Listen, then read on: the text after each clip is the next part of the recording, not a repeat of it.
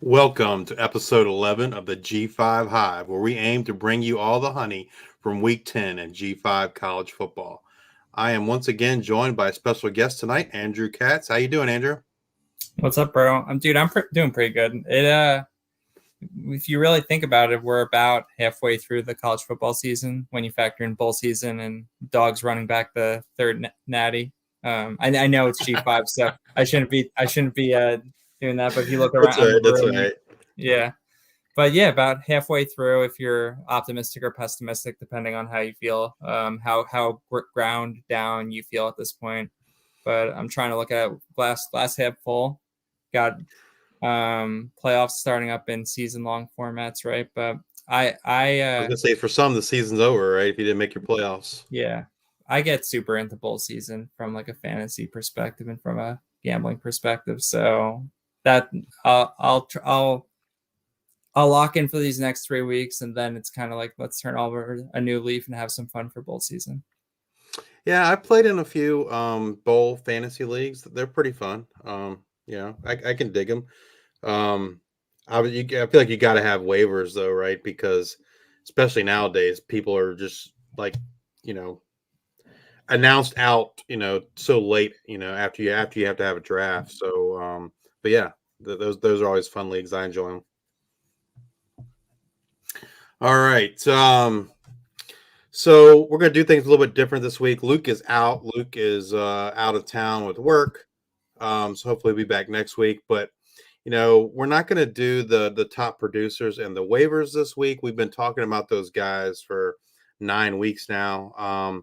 And like Andrew said, in most formats, college fantasy formats anyway, the regular season has ended, and you may or may not have the ability to have waivers open for the playoffs. Some leagues do, some leagues don't. But anyway, we're going to skip that this week, and we're just going to mostly talk some college football.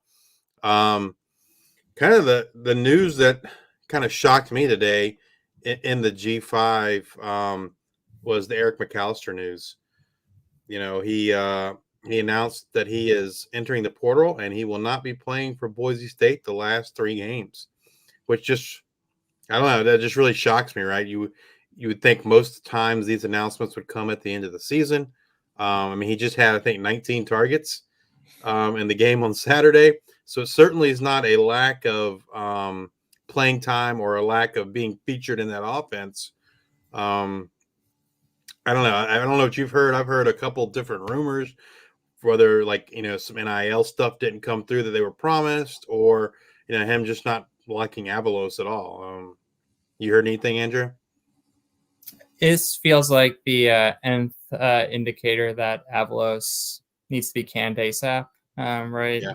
Whether it comes down to on-field performance year over year, just kind of seeing how things have kind of played out from a personnel perspective, from a coaching staff perspective. The dude's got to go. I follow a few Boise people on Twitter talk about like a Boise football a decent amount, just because a bunch of people in our college fantasy sphere are Boise fans. So I feel like I have a decent feel for the pulse of the program, and I've heard, and I feel like it's easy to agree with the idea that the program is at a tipping point where they could very much just kind of move back into the realm of being another program. Like they have been something special, and I think if they make the right next hire, they can remain something special. But you could also see them kind of fade back into just another average, above average program, which is sad because Boise's awesome. I've been to a Boise game. It was an awesome experience. I root pretty actively for Boise, and just growing up and seeing them rise to their peak. Like it was fun to root for them, root for their story, and really just haven't let go in that regard. So it sucks seeing this play out. I'm a couple of my opponents in the college fantasy playoffs of leagues that I'm in have McAllister, so Yeah, I'm okay with it in that regard. big blow. I have him, I think, in 2 spots, and it's kind of a big blow for both of those teams. Oh yeah, it sucks. They're super deep leagues, so it's not like I can just kind of replace him somewhat easily on a waiver wire or anything. So Totally. the I heard the Avalos today was basically trying to deflect and was saying that it was because other schools are recruiting him illegally behind the scenes. I mean that I'm not saying that's not true, but Yeah. I feel like this is definitely more than just that, right? I feel like if it was just that, he probably plays the rest of the season out. Right. You can imagine like that kind of thing is not uncommon, especially at the G5 level. And you don't see all the best G5 players opting out, or that I guess that's not the applicable term here, right? Quitting on their team, however you want to phrase it. Right. So you would think that there are more factors and realities at play than just, oh, it's not like he's the only G5 star who's being recruited by other programs, right? So Absolutely, absolutely. It happens all day, every day, I'm sure. And in the NIL age, right? It's not necessarily a college that's recruiting them or a school. It's because the NILs, those organizations, foundations, whatever you want to call them, they're separate from the school, right? So those guys, I mean, I assume within reason they can kind of do whatever they want as far as, hey, we got this NIL deal for you, and if you come here or those kind of things. I mean, I don't know. yeah. It's kind of ruining college football altogether. I feel like to a certain extent. I'm all for the players getting paid. I think that that they deserve a piece of the pie for sure. But this wild west, I guess, is a little bit is the negative part of it, right? And I don't think Boise State's done in that regard. We've said on this show before, there's no doubt in my mind that Taylor, I think me and you talked about last time with Taylor Green, right? That there's no doubt he's gone after the end of this year, and he's going to go somewhere where, I mean, maybe they make a change and they can keep him, but he's going to go somewhere that's going to use him for his talents, right, and not force him to be a pocket passer. And I've also heard rumblings today that Ashton Jeanty is going to shut it down for the season, and also he's going to be out the door as Yeah, well. he's gone. He's gone.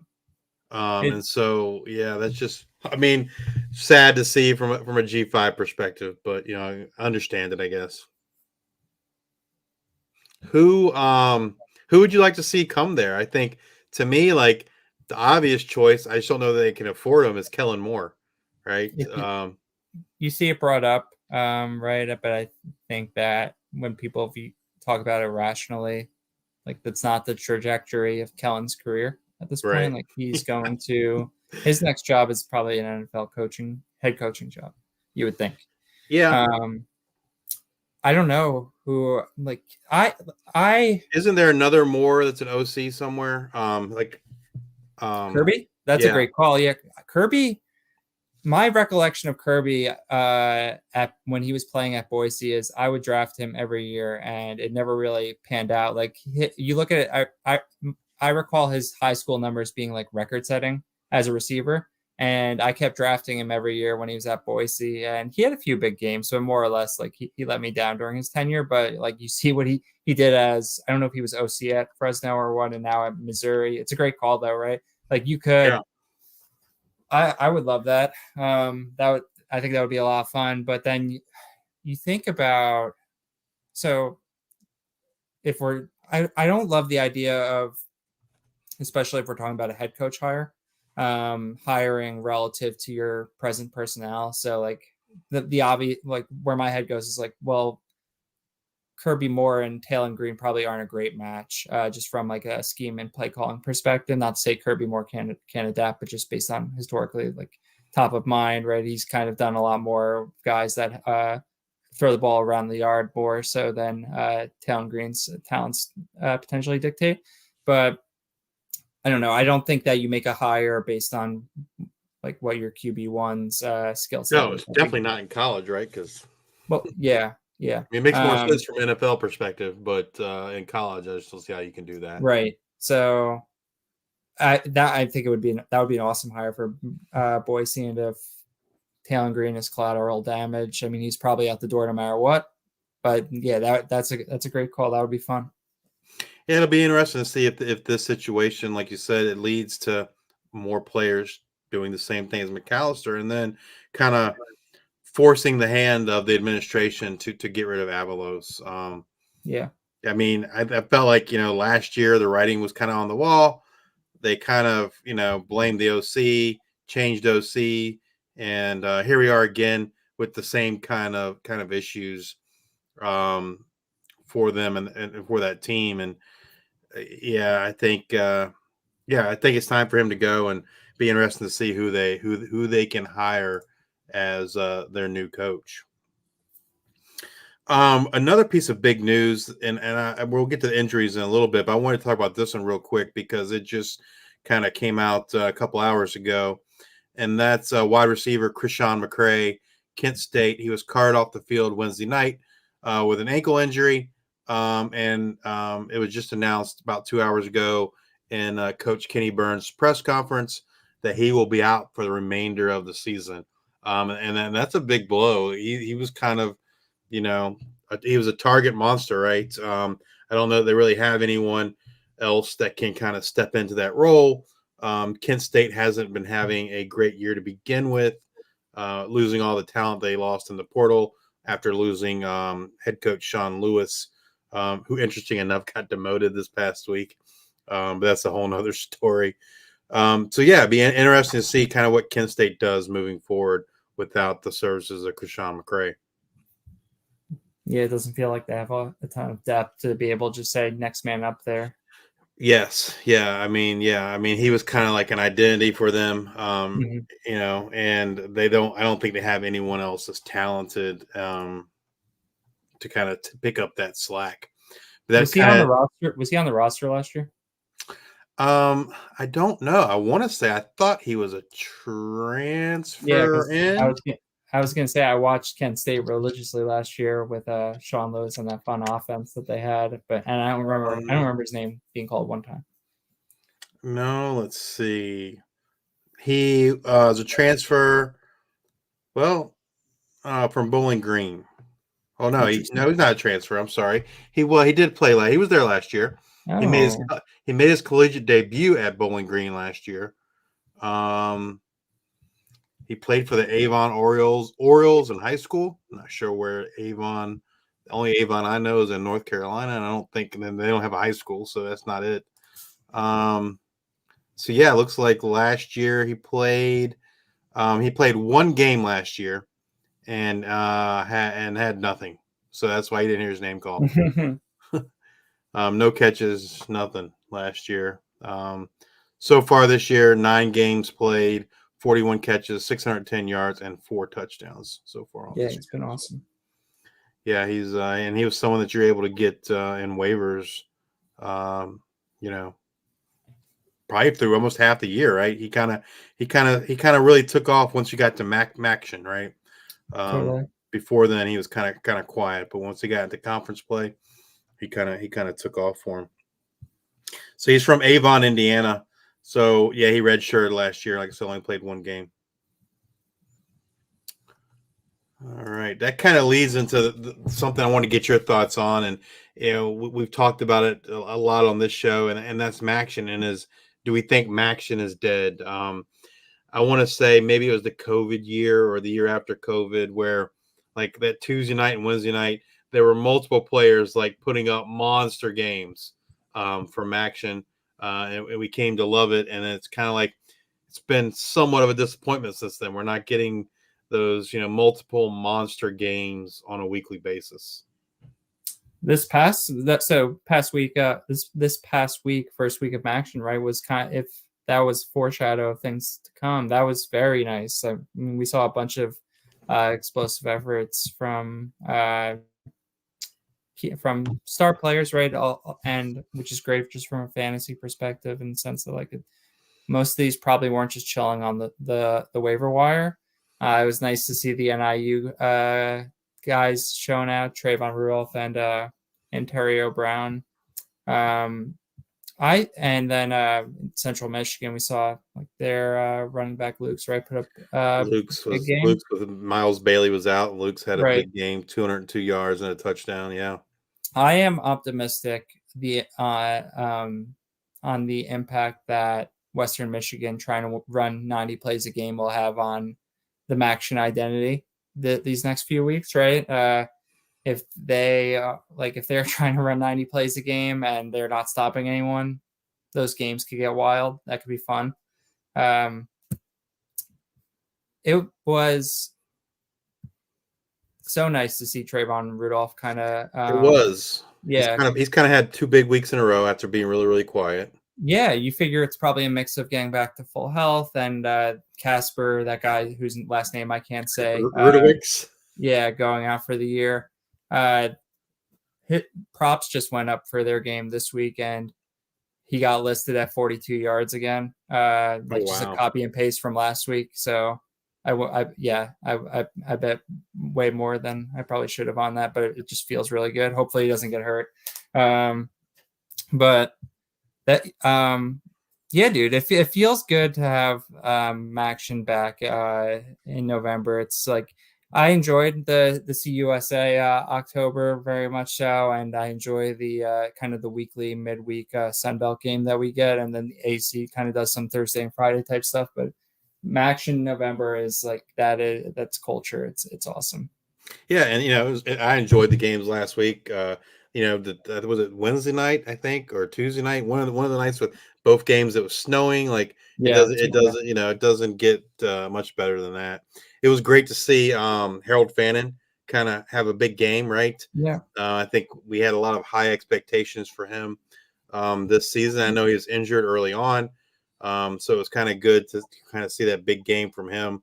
Of course, Krishan McCray, before he got injured, was having a huge game, 161 yards, 2 touchdowns. Sadly, he'll be injured, but like I said, Luke's, Rudolph, Fannin, and McCray all kind of had huge games last week. Kind of see who will pick it up this week for Maction.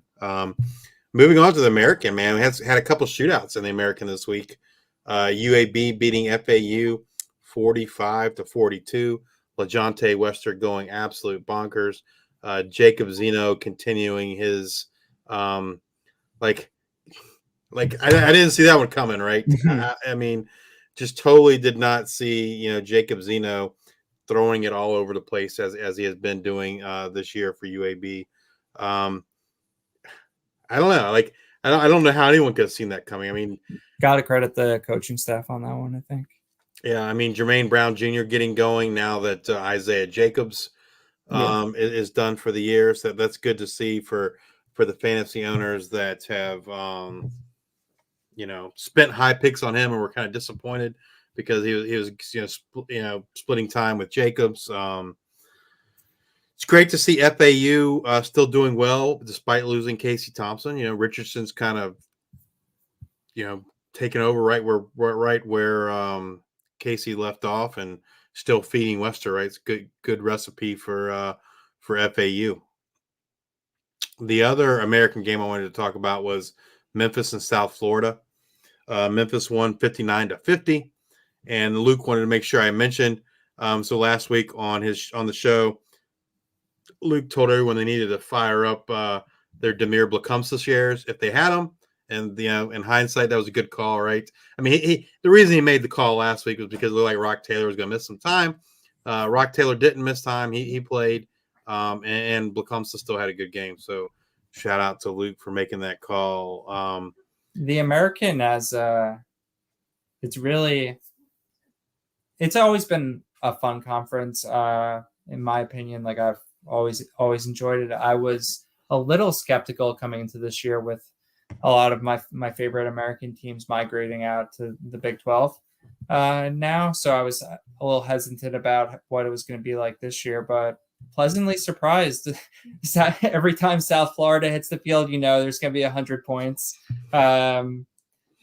Temple, if you can just throw the non-Warner games out the window, right? Like, dude, I don't understand. Like, I don't bet spreads and totals, generally speaking, because I don't know what I'm doing. But I don't understand how you can set the Temple South Florida game with a total of less than 90, this week. It opened at 62. I think it's at 67 and change now, 67.5. But that game, assuming Warner doesn't get knocked out, or Brown, I guess, gets knocked out. Like that game is going to be so much fun. I've got Warner in a league where I start 2 QBs and I have Castellanos, McLeod, and Brinsanity. And I can't not start Warner. He's going in the lineup. Like I Oh love yeah, all 4 of those absolutely. guys, but that is the nut matchup, and he's going like he's not throwing for less than 400 yards in that game. It's going to be at least 2 scores, right? I like if you made me top of mind project the mean for him, I would say 450 and 3. It's going to be that game is going to like that game should kick off at 9 p.m. Eastern. Like that should be prime time, but instead, of course, it's like at noon or some shit. Yeah. I mean, Memphis, this is, 2 weeks in a row, Memphis has been in a pretty high scoring game. They had in my opinion, the game of the week the previous week, which was when they played North Texas, kind of a back and forth game, just exciting. Like you said, I think from a pure like football team standpoint, I don't think the American got better. Like I don't think that the team, like in real life football, that they're better with all those teams from CUSA. But from a fantasy perspective, absolutely better, right? Because none of those teams are great defensive teams. It's awesome. And so yeah, it's just shootouts every week, which is awesome to see. It's kind of funny because essentially, I mean, the American today was basically Conference USA, what, 4 or 5 years ago? Right. I mean, just kind of reincarnated. So it's kind of interesting to see. Sam Houston State got their first win this week as an FBS team. Now they did beat an FCS team in Kennesaw State, 24-21. They were trailing in that game, 21-7.5. I didn't make a guarantee this week because I had guaranteed that they were going to win against UTEP, and they didn't win. They blew that game. But Luke guaranteed a win for them this week, so he was right on that. I'm not too familiar with Kennesaw State, but do you know anything about them, Andrew? Do they run a triple option or? So, am I correct in that next year will be well, not we, I guess me if I guess with you guys, but they will fall under the G5 umbrella next year. They'll be in CUSA. Yeah, because they're joining CUSA next year. That's correct. Yeah, That's I correct. wasn't sure if it was next year. I'm pretty sure it's next year. I don't know if they run a trouble option. I don't know much about them. For some reason in my head, I think they run a triple option, but I'm not 100% sure on that. What's it called? I have this problem where I always need to think I'm the smartest person in the room in case you haven't been able to figure that tell. And I started John Gentry over LaDamian Webb this week. It didn't end up costing me, but Gentry didn't really do much. You'd think FCS, right? The guy was getting like 20 touches a game. Nope. Sam Houston very much kind of really played to their record, I would say, this week after kind of playing above it in previous weeks. And the weird thing is the last 2 weeks, which I felt they should have won both of those games. Right. It's kind of opposite this week. They played really good first half, and they kind of melted down like towards halfway through the third quarter in both of those games. And then this week they play a terrible first half and end up coming back and winning the second half. So maybe they can finally put it together where they play a first half and a second half. I don't know. Their defense is actually pretty good. Their issues, I feel like, have always been offensively. I don't think they have a true identity, right? I think what they want to do, they can't do. And so I think they're having to, throw the ball a little bit more than they want to. And I don't know necessarily, Noah Smith is great and all, but yeah, I don't know they necessarily have the personnel to be slinging it all around. I'm interested to hear your thoughts on this. What is going on with Georgia Southern? They had a prime matchup this week against Texas State, and they just kind of crapped the bed, in my opinion. It seems like they've been very inconsistent this year compared to last season. Very up and down, and maybe that's just Davis Brin, right? Burgess had a terrible game this week. And they had like one catch for like 8 yards or something like that. Hood did okay, but not normal Caleb Hood stuff. They ran the ball pretty well, but I expected this game to be a shootout, and Texas State pretty easily handled them. Yeah, it feels like very much with uh, they their identity and Davis Britton's individual identity are kind of go hand in hand this year. The highest to the highs, lowest to the lows. Um, the Wisconsin game, right, for Britton with 6 turnovers, 5 interceptions, I think. Kind of being indicative of that. And then this week, I had every intention of watching this game, but like the annoying streaming reality where if you're watching ESPN Plus, you can't really watch anything else. You can't like multicast. So I have YouTube TV, so I can do like the 4 game at once thing if I'm watching on YouTube TV. But ESPN Plus throws a wrench in that, right? And that's where that game was on. So I watched a little bit, and it looked like things were going to turn in Georgia Southern's favor when they were up. It was early in the game, and TJ Finley fumbled the snap at like the inside the 5-yard line. Georgia Southern scores, they go up, and everything just kind of goes downhill from there. I hope they rebound. I would think that they will. They've shown some resiliency and ability to kind of forget from week to week, work off of a blank canvas. And so they both. So a lot of my futures money right now is tied to your Old Dominion squad in the sense that Oh man, I'm invested in Liberty, I'm invested in Georgia Southern, and both of those teams are still on Old Dominion's schedule. So yeah, which is a scary proposition considering you guys are in every single game. I've done mostly box score scouting, even though I caught some of the JMU game that you guys played. I don't understand how you do it. Like, it doesn't make any sense to me how you're in all these games. Like, just looking at the box scores and even watching some of the gameplay, like I don't understand. yeah, yeah. I mean, they haven't. I mean, even the Virginia Tech game where like the score is lopsided, it didn't get lopsided, so we started turning the ball over. Yeah, That's kind of been like, I guess the thing is limiting their turnovers to kind of stay in the games. The defense is decent. We don't get a lot of pass rush, which is probably the biggest negative, and the offense is just explosive. Explosive passing game, explosive run game. I feel like the difference between our wins and losses is the wins we're hitting, maybe 2 or so of those deep passes, yeah. and then the losses we're dropping them. Like the guy against Coastal this past week, Dominic Dutton wide open, streaming down the sideline, hits him right in the hands, and he drops it.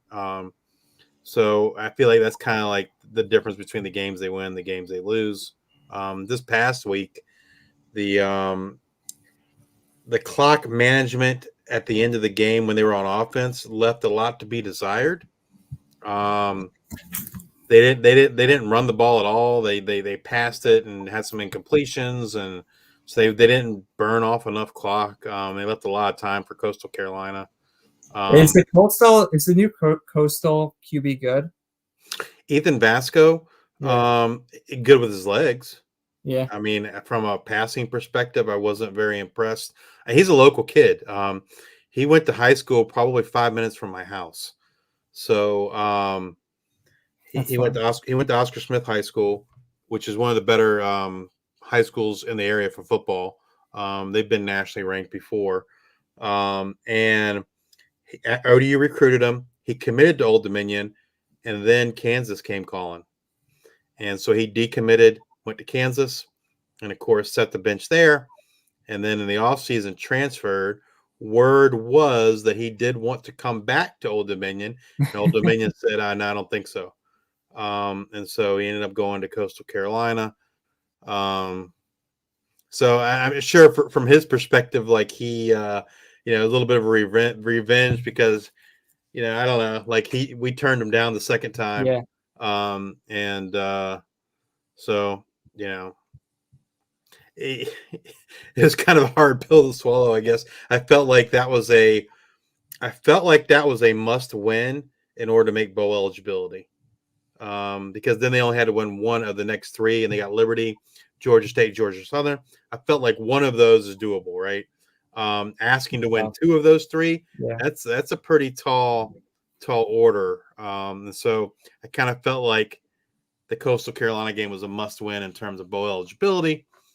But like you said, we've kind of been in every game, so it'll be interesting to see. You mentioned we play Liberty this week, and most people seem to think that Old Dominion is the toughest team on Liberty's schedule. So have you seen the other two? So the if we can somehow pull it out, I don't know. I mean, I feel like, at least we have familiarity with Chadwell, right? Yeah. Playing that offense, and I mean, and to be honest with you, the best game Old Dominion played all last season was against Coastal Carolina, and they beat the crap out of Coastal.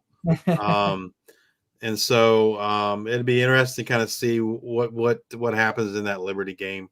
All the Liberty haters are rooting for Old Dominion to kind of knock them off, take some of the shine off Liberty's undefeated season. But I expect it to be no different than any other ODU game this year.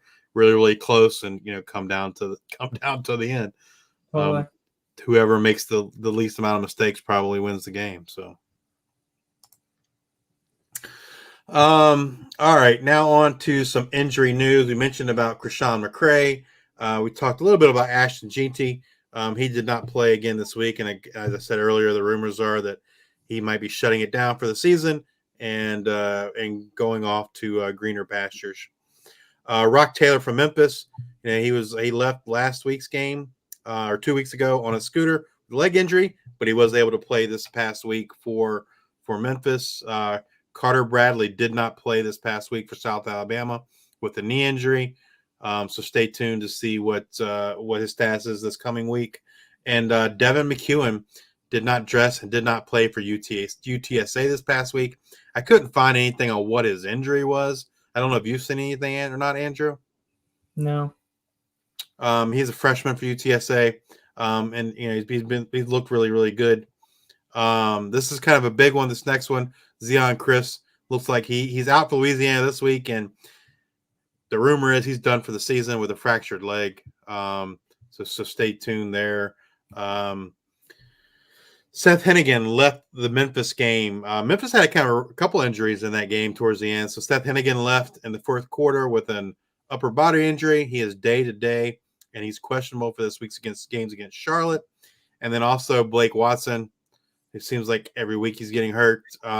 Suffered a leg injury versus South Florida. He is also day-to-day and questionable for this Saturday's game versus Charlotte. If I had to guess, my gut tells me Hennigan plays and Watson doesn't. I don't feel like they need Watson against Charlotte to win that game. But I feel like Hennigan will play. Watson, he'll rest again. I think I agree. JT Daniels for Rice. He got taken out at the end of the game on Saturday with a possible concussion. So you need to stay tuned for his stats this week, as I'm sure he'll be in concussion protocol. Terry Stewart, running back for Bowling Green, is questionable for Wednesday's game. It's a game time decision. If he is unable to go, Teron Keith should be the running back in his place. As we just mentioned, Grayson McCall sat out again this past week. And he's not. They already said he's not expected to play this week against Texas State. McCall. Oh, sorry. Is the issue? Do we know that it's a concussion? It has to be. They haven't really said that at this point. But what I read today was he's going to see a specialist. I think it was actually today. I don't know if it's a brain specialist or what. But yes, definitely a concussion. And if I had to guess, man, like it's just looking like he might be done for the season. Maybe if they make a bowl game, maybe he comes back for that. And then Guest was hurt too, which led to Ethan Vasco starting.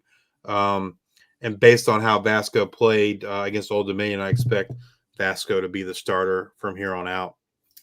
Yeah, McCall's at minimum had one concussion each of the last 3 years, and I feel like, and I'm pretty sure it's more than that. Like, poor guy. He plays so hard. It's so easy to root for him and fun to watch him play.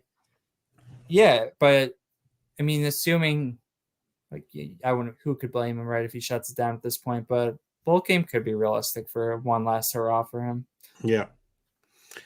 Kalen Black, running back from JMU, he got injured this past week.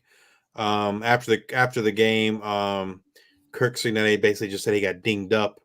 So be interesting to kind of see what happens. If Kalen Black is not able to go, Tyson Lawton is kind of the man that kind of stepped up when Black was out, and I'd expect him to step up in that running back room and kind of lead the way for them. Kadarius Callaway for Old Dominion didn't play this week versus Coastal.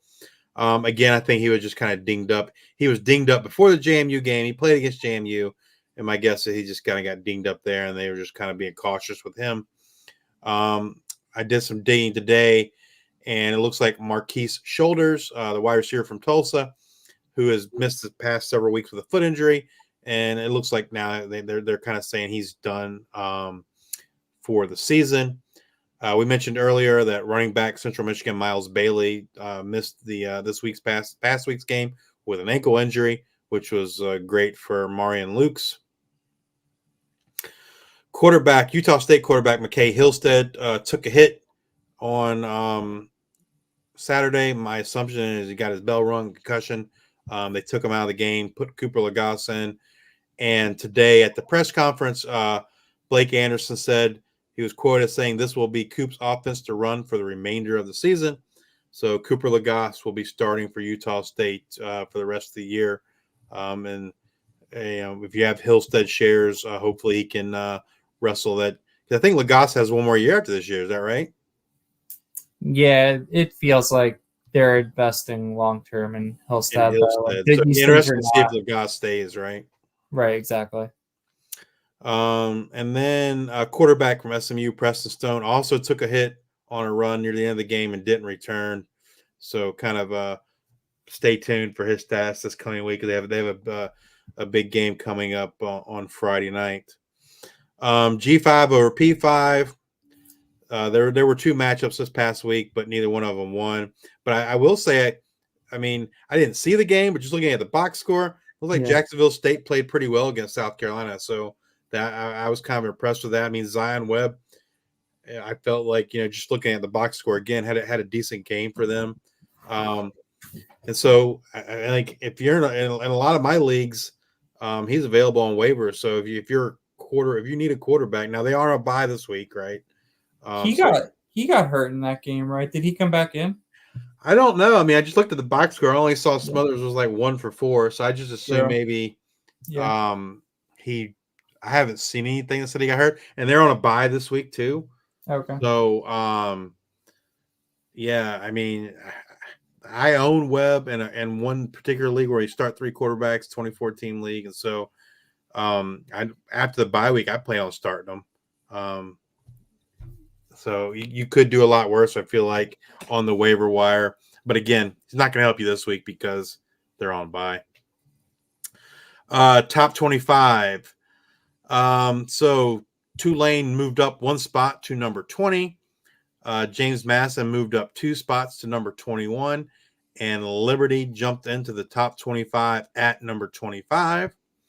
Fresno State, if you count votes, they would have been 27th. And then Air Force, which was 17, dropped out after its loss to Army this past week. And that's going to bring us to our players of the week.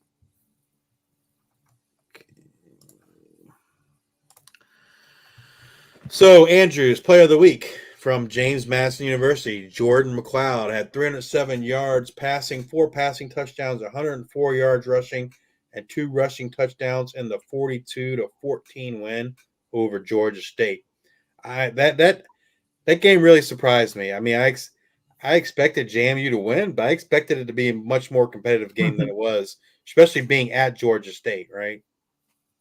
So my insistence on being the smartest person in the room cuts both ways. I start in the league that I absolutely have to win. I start John Gendry over LaDainian Webb, but I was also sketched out going into Friday night and didn't really want to play Thomas Castellanos.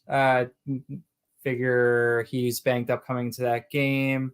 Syracuse, while they're on quit watch for sure, like it just felt like that game could get dragged into the mud, and I wanted a little more a QB in a game that I thought would be a little more high scoring. And I had McLeod. I was like, it's tough to sit Casty, but I'm gonna roll with it. I think this is the right move, and certainly paid off. Dude won me the week, got me through to the playoffs. So it's wheels up from here. He also starred in our boy JD Yankees big tournament winning lineup for this week. So I know Nice. that McLeod is not the only one whose heart he is near and dear to. It makes you wonder what the recipe is that JMU has, right? Because they've taken Todd Centeio, Right. who was terrible. They've taken Jordan McLeod, who was terrible at two places, and they've turned both of them into, at least from a fantasy perspective, good quarterbacks. It just like at some point that staff is going to be going somewhere else. Totally. McLeod, I feel like you could kind of see it at South Florida, and then he was only on the field for like 5 quarters at Arizona before I think he ripped his knee up.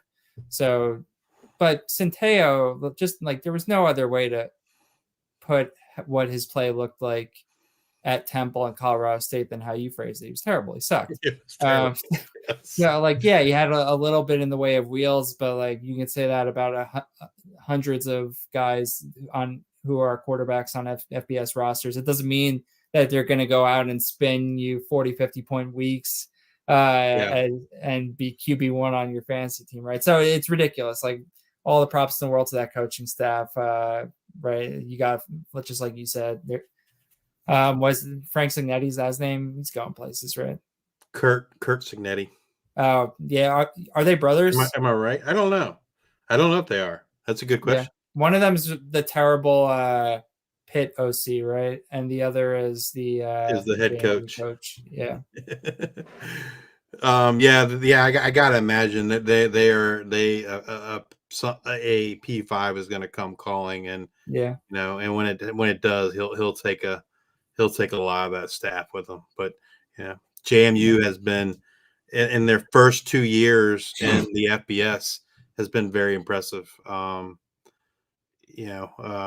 It'd be interesting to kind of see if they can how long they can keep this run up. They were a great FCS team. The interesting thing is now they've gotten back with their win over ODU 2 weeks ago. They've gotten back to 500 against ODU. We played them twice at the FCS level, and we were brand new, right? Brand new to football, and we were 2-0 in the FCS against them, but we're 0-2 in the FBS against them. So payback's a bitch, I guess. All right. My player of the week is Mr. LaJohntay Wester, wide receiver for Florida Atlantic. He had 11 catches on 17 targets for 219 yards, 3 receiving touchdowns. He also had 1 rush for 3 yards. They turned into a touchdown. And UAB's 42-4 or FAU's 42-45 loss to UAB. Wester has been he's been dynamite from a G5 perspective, and I'm pretty sure he's probably the leading receiver in all of college fantasy football, right? If not, he's pretty damn close. He's got to be like top 2. I don't really know who would be higher than him at this point. Yeah, dude's putting up double-digit catches, clearing 100 yards, no problem, and scoring every week, right? It's just if you have like a list of those positions that are fantasy gold, right? The Herman slot wide receiver has got to be one of them. I did not draft him in enough places this offseason. I didn't draft him anywhere, and but I did get a share. He was a free agent in a league after maybe like week 2 or 3. I don't know, somewhere around there. Now it's a C2C league, so it's a little bit different, right? Sometimes you can find those CFF only guys because folks are some of the teams are in my experience, I feel like half the teams are so focused on the Devi aspect, right, where they're not really paying attention to CFF only guys. So I did get him in a league. So, glad to have him for sure. All right, moving on to what we're looking forward to this coming week. There are no G5 versus P5 games this week, sadly. We should be getting some coming up though, right? With the isn't it like week 12, I think, where the Yeah. the SEC kind of plays a bunch of cupcakes before the final week Yeah. of the regular Dude, I season. was hunting for it. Before week 10 kicked off, I was like, oh, let me go find some juicy week 11 defenses in some leagues. And there was nothing out there because just like you just said, there's no week 11. Everyone's still being super serious. No one could schedule UMass or some FCS school, right? So I Yeah. had to get a little more creative in terms of trying to do some defense preparation. But yeah, week 12 is generally the gold mine for that. A couple of big games this week, and we've already talked about a few of these. The first one I have on the list is North Texas at SMU. It is the highest over/under from a G5 game this week. I'm not sure if it's the highest over/under in all of college football because I didn't look at any P5 over/unders, but it has over/under of 68.5, and that is a Friday night game. Hopefully, Preston Stone's back and healthy, and this, I'm interested to see how this North Texas offense looks against the SMU defense. I feel like the SMU defense is probably one of the better defenses that North Texas will have played this year. And that defense has been pretty legit throughout the season. So, hoping for a shootout from a fantasy perspective, but I don't know, how North Texas is going to do against that SMU defense. No, Stone's the wild card in that game, right? The thing about North Texas, it's not by any means a secret at this point that you and I could probably run for 50 yards on them. Like their rush defenses, I don't know if it is statistically the worst in the country, but it certainly feels that way. So you would think big night coming for if I guess, but it's really a matter of playing SMU running back roulette with Right. Knighton, Wheaton LJ and Johnson. Knighton and LJ Johnson. My boy Tyler Levine maybe falls in for a couple of scores. Who knows? You could see 5 or 6 rushing touchdowns from that side. It's interesting. Like I haven't had a chance to catch North Texas yet, but it really feels like Chandler Rogers has no problem moving the ball at all against any defense until it gets down to the red zone, and which is like it's not uncommon, right? Right. It's just harder, right? There's Yeah. less windows. Yes. I believe it that's like, well, that is sticky and it is a skill and it is very demonstrative of who is like truly elite, what you can do in the red zone. But outside of solving for that dude has been awesome. So I think they'll be able to move the ball. He's moved the ball on every defense, but they're going to if Stone plays, they're giving up 50 plus, and against the SMU defense, it's tough to see them scoring 50. See North Texas getting there. I can see him getting in the 30s. So, Yeah. still be a good fantasy day for Chandler Rogers and Jamori Macklin. Yeah. So yeah. We talked about this next game, and that's Temple at South Florida, over under 66.5. Like you said, it's kind of been going up. Warner was back last week. Temple's just a different team with him, right? So yeah, him shootout between Byron Brown and EJ Warner looks like it's kind of incoming. I need a 5-minute break. I'll be right back. Yep. The next game, we talked a little bit about this. That's Old Dominion versus Liberty. It has an over under 58.5. Old Dominion. Most folks are, well, at least Liberty haters, as I said, they're hoping for Old Dominion to knock Liberty off. I don't. If Old Dominion is unable, I was going to look up the Liberty schedule here. I'm not sure that they have anything too daunting remaining on their schedule. Um, and it's certainly possible for Liberty to kind of get in to a New Year's Day game, representing the Chief as the highest G5, depending on what happens with Tulane, because JMU is not eligible. So yeah, they if Old Dominion can't knock them off, they're very likely to go undefeated. They play UMass in week 12, and then UTEP in week 13. They should definitely Liberty should definitely win both of those games. So yeah, I mean it's pretty much Old Dominion kind of standing in the way of an undefeated regular season for Liberty. That's a 1 o'clock game this Saturday. I assumed. Have you noticed when you look at future week schedules, a lot of times the game time is listed as 1 o'clock and it's just a placeholder. Yeah, I assumed that's what was going on here, but no, for some reason this game is at 1 o'clock. Like there's no like that time never get like that's a stupid NFL kickoff time. That's not right. a proper college football start time. So that's annoying. That's frustrating. I would love to see that in prime time. I've watched pretty much every Liberty game just from because I'm invested. Right. Don't really love a lot of things about the institution, about the culture, but etc. But I do love Kadon Salter, and I do love seeing them win every week. And Quentin And Cooley, man, Quentin Cooley's been on fire the last couple of weeks as well. yeah, and Chadwell's like the system.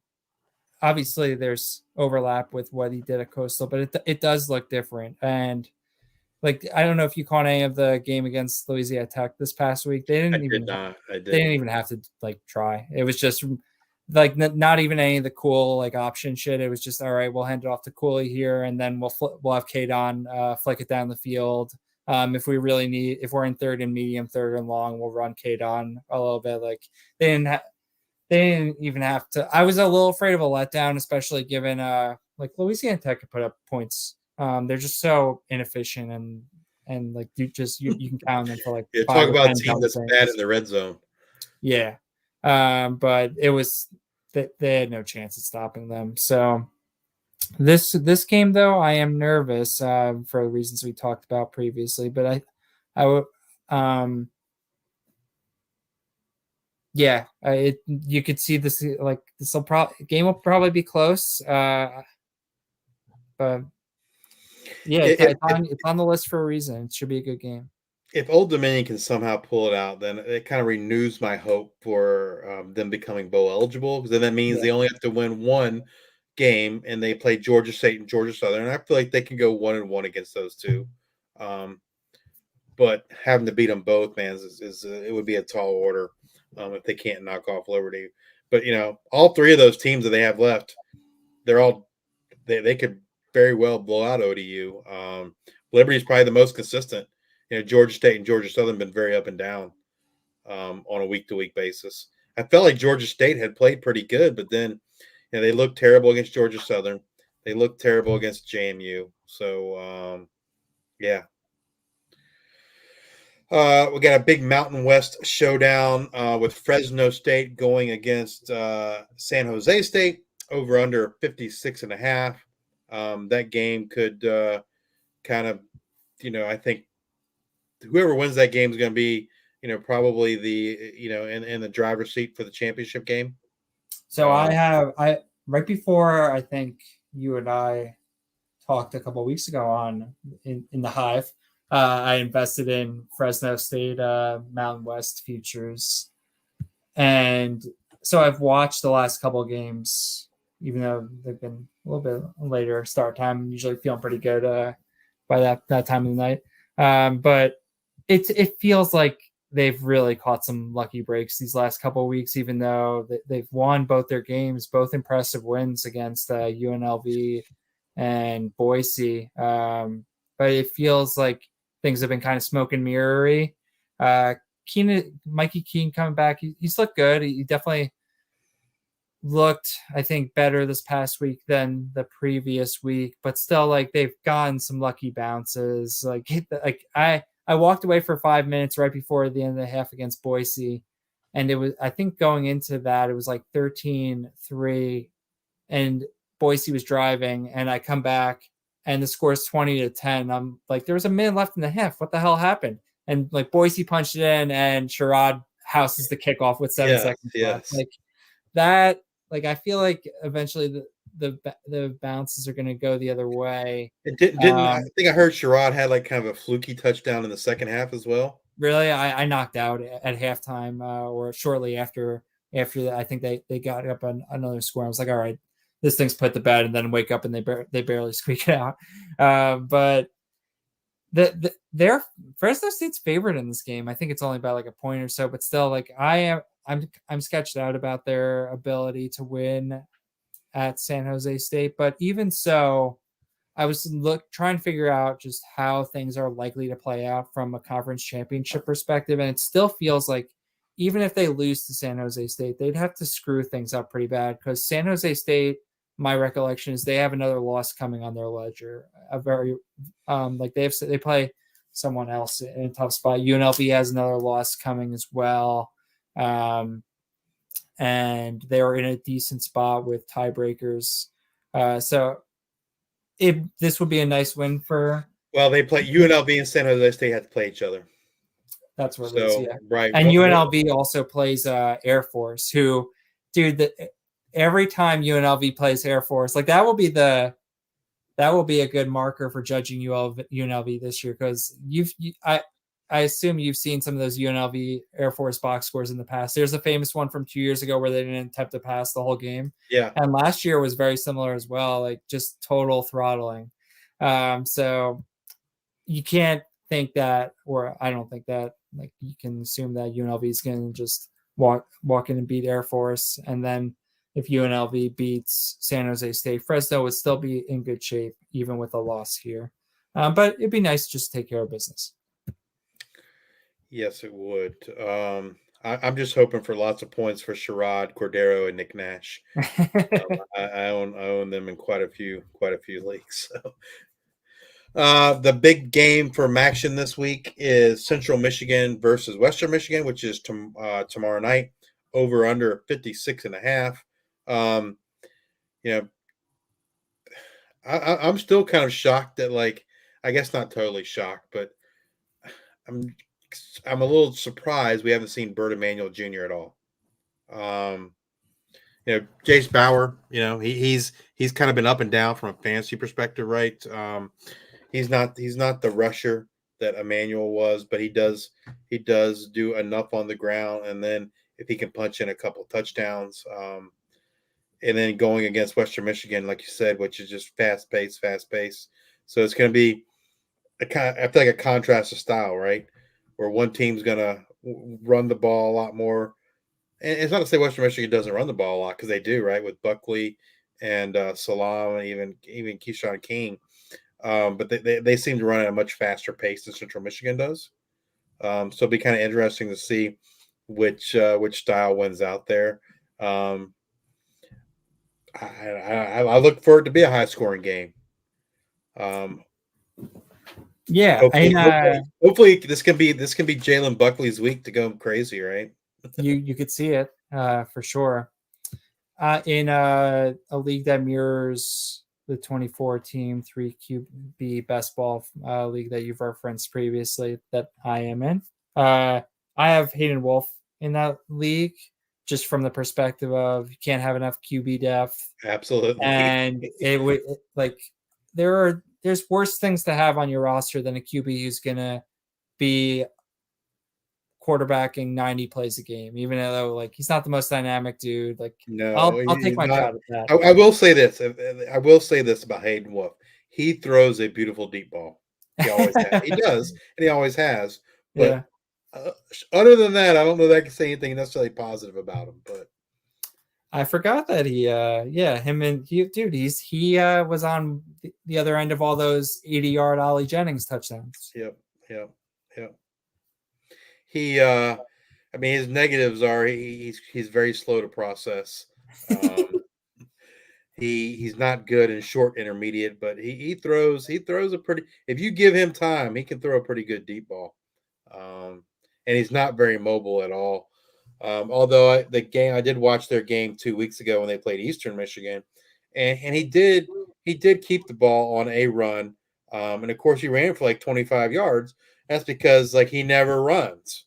Um, from a I think from a real life football and from a fantasy perspective, you'd like to see him do it more often because like every time he does it, he's naked. There's no one's biting the fake that he's going to keep the ball because he never keeps the ball.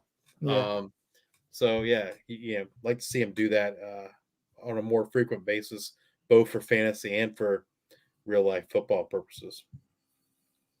And then the last game is the high over under game for the Sun Belt, and that's Texas State versus Coastal Carolina at Coastal Carolina, over under of 60.5.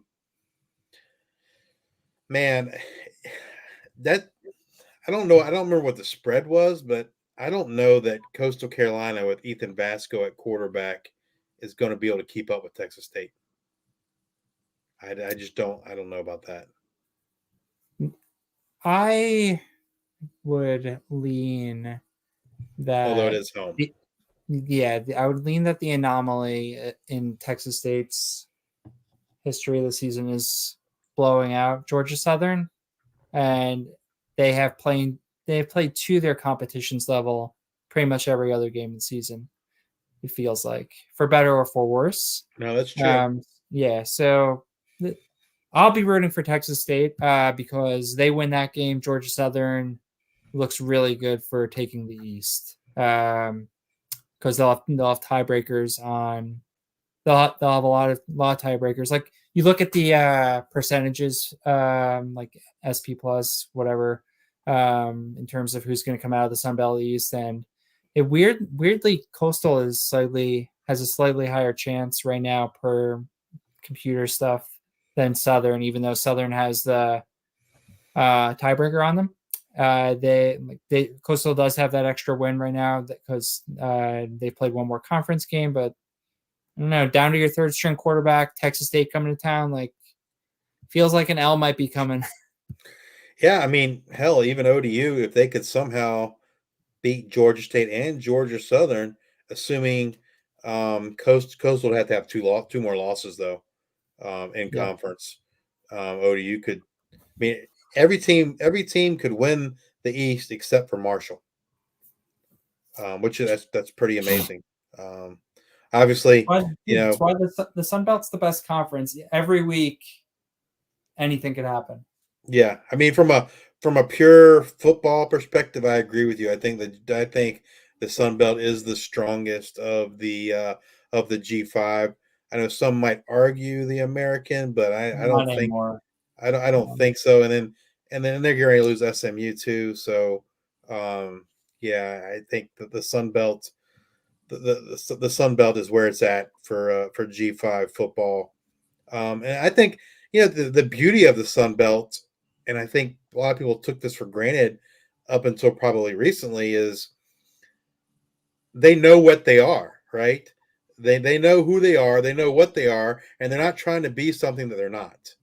Whereas I feel like every single team in the American is trying to be a Power Five team, right?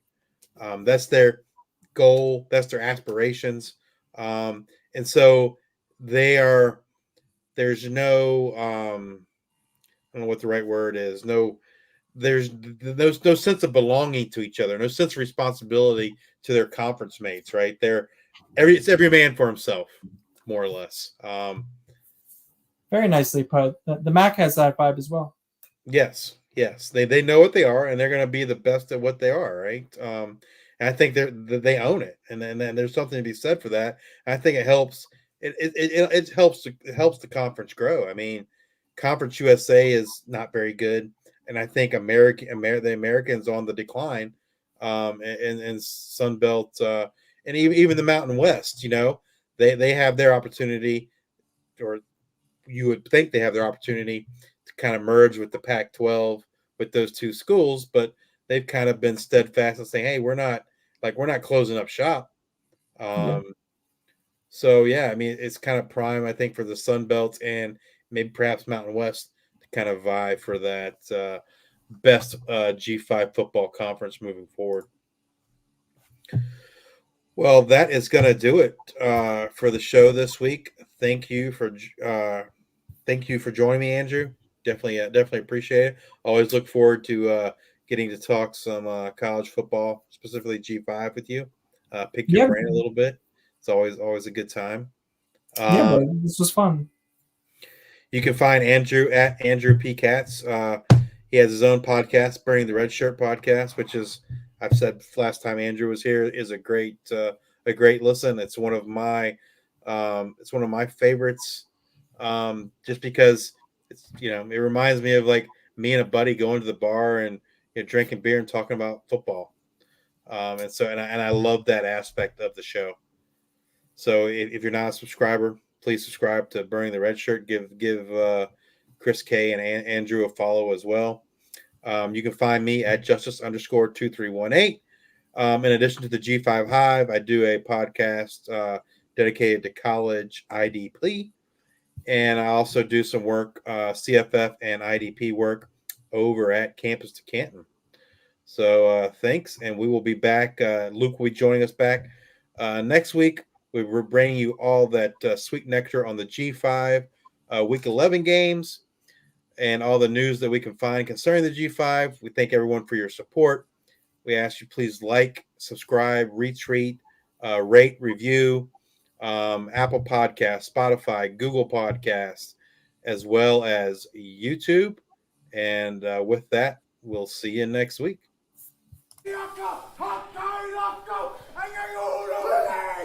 Hot